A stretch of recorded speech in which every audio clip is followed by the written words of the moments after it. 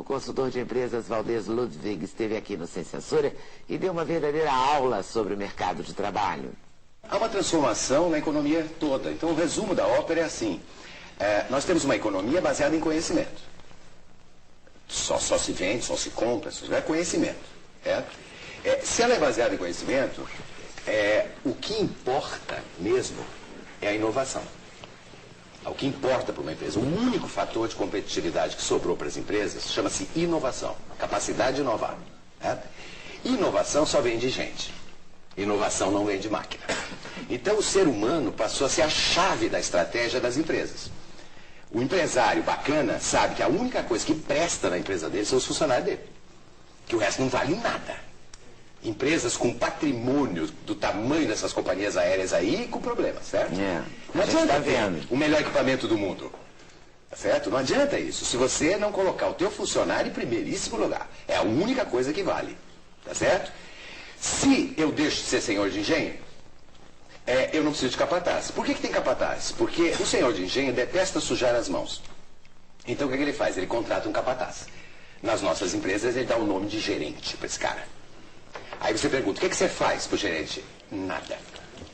Certo? O que você faz aqui? Eu coordeno. Eu supervisiono. Nada. Ele não faz nada. Ele passa o dia como capataz. Ou seja, controlando os outros. Certo? Acabou o que eu pedi? Eu pedi outro. Cadê o relatório que o homem está pressionando? Sempre tem um homem pressionando o cara. Né? Ele fica no meio de campo. Está desempregado. Está desempregado. É um cara que não sabe fazer nada. Só controlar os outros. Daqui que eu assino, adoro assinar e tal. Agora, essa estrutura ainda vige, quer dizer, por quê? Se tem senhor de engenho e tem capataz, é porque tem a terceira raça, que é a maioria das pessoas que tem uma vocação para escravo. Aí é a questão do empreendedorismo. Eu não posso mais ir para o mercado de trabalho como um escravo. O que é o escravo? Detesta trabalhar. E é fácil de fazer o teste. É fácil fazer o teste para saber se é escravo ou não. Você pergunta para a pessoa assim, e se você ganhasse na Mega Sena? Aí o cara diz assim, se eu ganhasse na Mega Sena, não passava nem na porta daquela empresa. Tanto que ele odeia trabalhar. Bom, ele tem a síndrome do domingo de noite, aquela história toda. Ele confunde o salário completamente. Ele acha que ele ganha pouco e ponto final. Ele esquece que a regra do salário é igual no mundo inteiro, desde Adão e Eva. As pessoas recebem pela sua raridade e não pela sua importância. Os professores estão em alta e ganhando pouco. Por quê? Porque tem muito. E o Popó ganhou em 12 minutos o que, certo? O que nenhum professor vai ganhar, mas Popó só tem um. E professor tem muito. E o erro definitivo do escravo é trabalhar mal porque ganha pouco. Por que você está trabalhando tão mal? Porque eu ganho pouco. Com o dinheiro que eles me pagam, não é para fazer trabalho espetacular, não. E aí ele fica ali. Quem é que vai te achar? A minha orientação, cadê?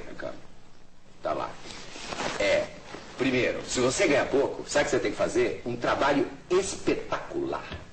Porque aí alguém te acha. O cara que começa a jogar bola, ele começa a jogar bola ganhando salário mínimo. E ele não faz gol contra porque ganha pouco. Vou fazer gol contra. Por quê? Porque eu ganho pouco. Ele vai e mostra o talento dele. E aí alguém descobre. Você ganha pouco, faça um trabalho espetacular, pô. Olha que engano. E o pior ainda, o escravo tem essa coisa de não gostar muito do salário, que ele gosta é do benefício. Entendeu? Tem ticket, tem vale, tem não sei o quê. O importante é cesta básica.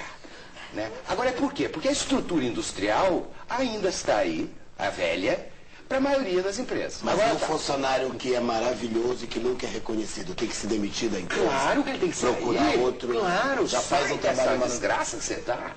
Você faz um trabalho espetacular, o cara continua pagando pouco. O pagamento, você tem que saber quanto você vale no mercado. O cara chega para mim e diz assim, eu quero aumento. Eu digo, tem alguém querendo contratar você? Não. Ué, então você vale, meu amor. Isso é no mundo inteiro. Não importa se é socialismo, comunismo ou capitalismo. Isso aí vai desde Adão e Eva. Então você tem que saber quanto você vale também. Para poder exigir. É a passeata onde o servidor público. Eu quero. Porque eu quero. Eu quero do que quer. Quanto você vale? Me diga quanto você vale. Infelizmente é assim. Esse modelo industrial velho morreu então. Então é o fim do capataz. O fim do capataz morre junto o tal do gerente. É o fim completo da escravidão. Agora sim acabou a escravidão. Qual é a tragédia embutida aí, Leda?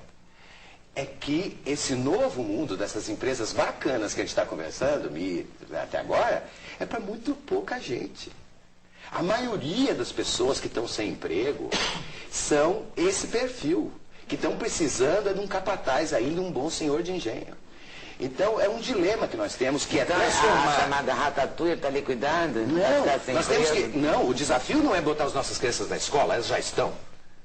O Brasil está com todas as crianças na escola nesse momento, praticamente todas. É bobagem.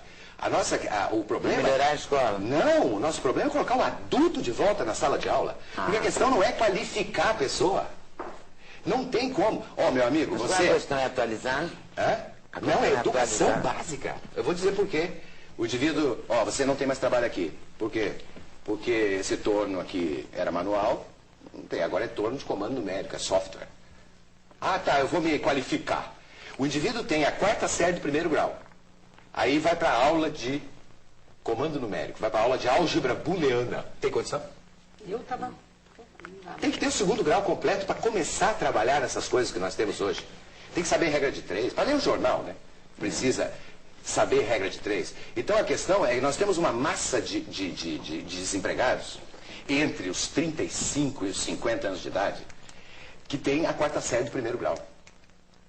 Sobrou só o emprego da mão de obra. E não existe mais emprego para mão de obra. Ninguém quer contratar mais a mão de ninguém. Na escola de samba, querem contratar a mão de alguém? Você quer contratar o talento de alguém, você quer contratar o sonho de alguém, você quer contratar o conhecimento de alguém. Porque, enfim, a mão, a máquina está fazendo.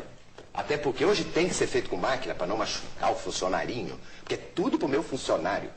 As empresas bacanas são maravilhosas, porque elas já sabem disso. E aí demitem a gerentada velha. E aí tem a escassez absoluta no mercado. De quê? De líderes. A escassez total. A maior dificuldade de contratação, a Miriam sabe disso. Mas tirando o gerente, sobra o dono, né? Isso que vai Só ter o senhor de engenho. Mas se ele não tiver talento para liderança, ele faz o quê aí? Normalmente ele tem, se ele já está tocando uma empresa bem. O acionista, o presidente... Porque ele vai ter que se relacionar com a equipe dele. Se ele não tem, deve se permitir contratar uma direção qualificada? E é o que está acontecendo. As grandes empresas hoje buscam o líder. O líder é o líder. A rotatividade de executivos hoje, presidentes de empresa, está da casa de, no caso dos Estados Unidos, 22% no último ano de presidentes foram embora, mandados embora, presidente de empresa.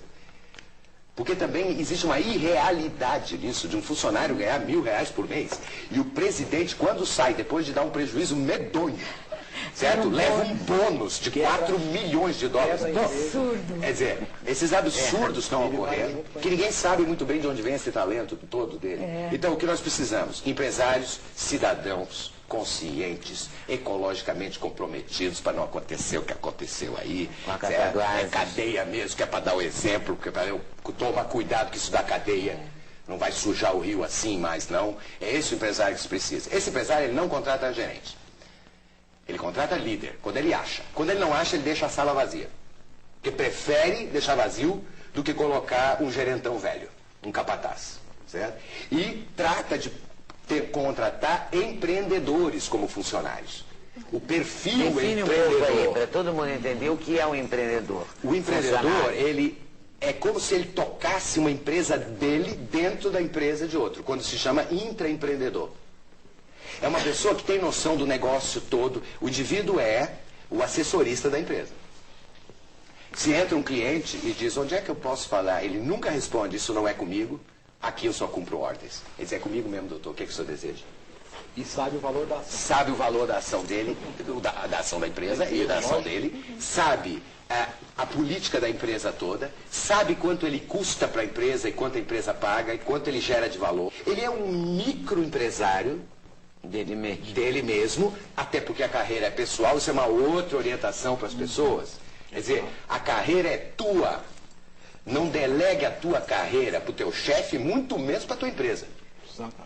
Porque a empresa que você trabalha, ela não é desenvolvedora de carreiras.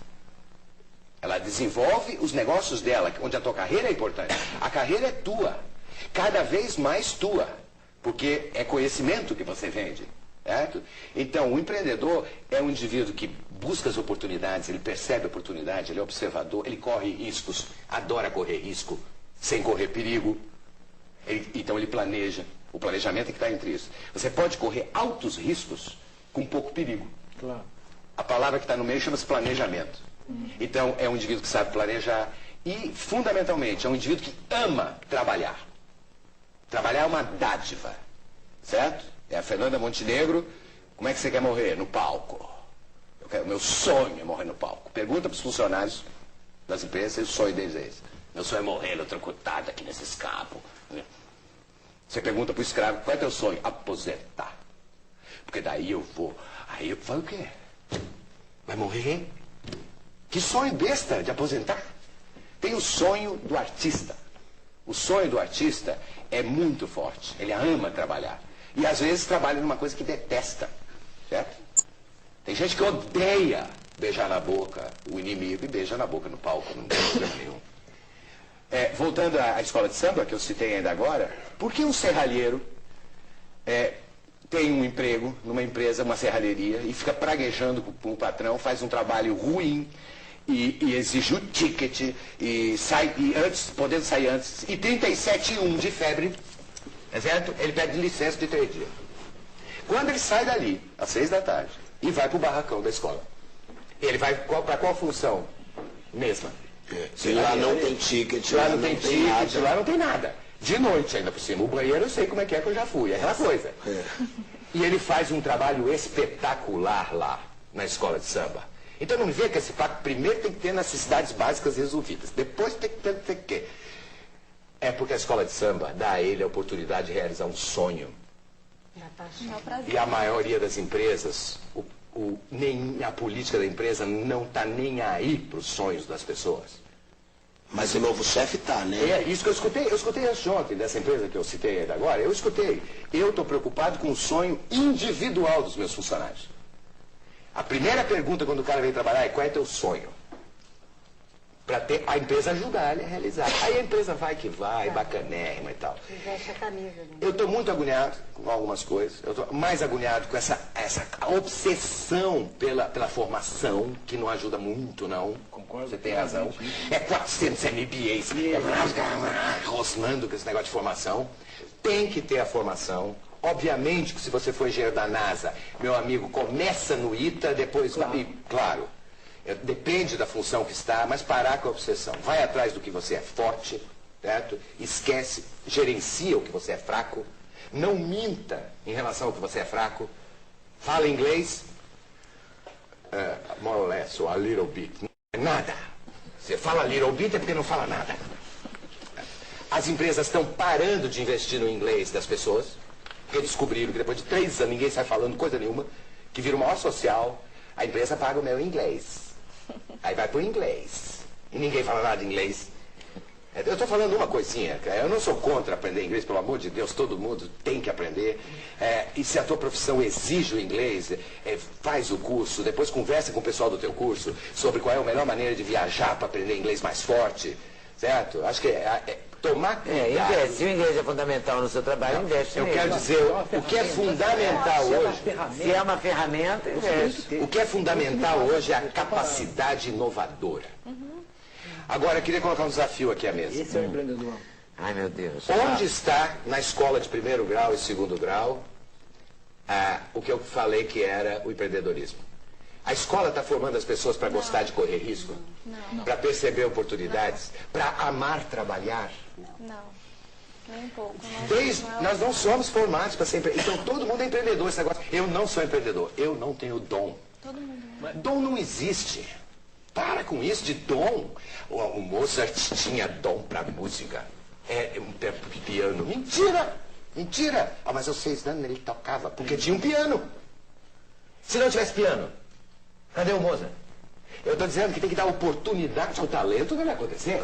Tem que ter um piano por perto. Em algum momento a bolinha do Google chama na frente dele. Mas primeiro passou pelo judô, pelo não sei o quê, onde foi fracassando. As mães não, colocam a menina no balé. E deixam 10 anos no balé para a menina ficar na 4ª fila. E tem que ir lá gravar. Põe a menina no... Será que não faltou a bolinha de tênis para a menina? Tem que dar oportunidades às pessoas de mostrar. Ninguém nasce com nada. A gente nasce com determinada compleição para algumas coisas. Se nasce com um ouvido maravilhoso, a gente seria cantor. É que o nosso ouvido é ruim. Passarinho não nasce sabendo voar. A mãe dele não joga ele para baixo do ninho, ela não é besta. Só depois que nasce a pena. Entendeu? Aí a mãe joga, aí ele aprende quando a mãe joga. A gente não nasce sabendo mamar, a gente encosta o peito e encontra aquela maravilha, aí mama. Quer dizer, isso também no ambiente profissional. Então, a sugestão é, quais são as suas fortalezas, os seus talentos. Não é matemática, não é isso. Não. É comunicador, adaptável, a pessoa carismática, a pessoa... Esses grandes temas, tá certo? Do talento. E aí você tem trilhões de profissões, né? Que você pode escolher, que você pode se encaixar. Isso é um menino falando para mim, acho que eu falei de uma vez que eu tive um Sem Censura sobre isso. Acho que falei, mas vale a pena falar de novo. Do menino do interior de Minas, que quando eu perguntei, o que você faz melhor do que os outros? Ele, nada. Eu disse, não, você tem que ter alguma coisa, pô, que você faz melhor que os outros. Eu sou o melhor torcedor do Atlético. A única coisa que eu sou reconhecido. Aí ele montou uma rede de lojas temáticas do Atlético. E foi fazer administração. E daí a rede vende coisa. Quer dizer, o que ele tem de bom? O que ele tinha de bom? O que a mãe considerava um defeito. Que era obsessão pelo Atlético Mineiro. A ovelha negra, né? A ovelha negra da família. E ele vai e me monta uma rede temática do Atlético. E aí, sabe? E vai fazer administração, porque tem que saber, tem que ter a formação. Lê da importância dos pais para estimularem seus filhos a serem críticos e criativos, não é? Que não comece em casa a tolir, porque depois a escola já vai tolir. Então... Você tem um filho que é ótimo em matemática e péssimo em história. Você deve contratar um professor particular de matemática. Para ficar o melhor da classe. Que é pro bicho ficar o cão em matemática. E contrata um mais ou menos de história pro bichinho passar. E incentivar isso tudo está numa palavra que é sensibilidade, que é prestar atenção no outro. Prestar atenção no mundo. No outro e no mundo. Em si mesmo, né? Claro. No outro, no mundo. Quer dizer, o menino... Os pais têm uma mesma que a menina no judô. A escola não está... Aí o menino vai com aquela cara pro judô. 3 anos no judô. Porra. Mas eu teria uma pergunta para... Você colocou um desafio para nós, eu faria o mesmo desafio, um outro desafio de volta. O que a gente vê muito das empresas, essas maravilhosas que a gente comentou, né, as empresas maiores, já mais estruturadas, o que é muito comum é que essas empresas buscam no mercado, igual buscam agulha em palheiro. São tantas as oportunidades de encontrar um profissional, então são 10 vagas para trainee, por exemplo, aparecem 5.000 candidatos. Certo. Tem empresa que se dá o luxo de, em 5.000 candidatos, não encontrar os 10 que ela procura. Por quê? Ela busca tantos requisitos necessários, requisitos básicos, que ela não encontra em 5.000 candidatos. Ela não enxerga. Ela não enxerga, ou ela faz o que a gente comentou antes do intervalo, né? Uma pergunta dessa, você vai pôr o sal antes ou depois? Né? Como se isso importasse no contexto final da carreira dele. Que eu acho que não é por aí. No próximo bloco, todos os passos para você montar o seu próprio negócio.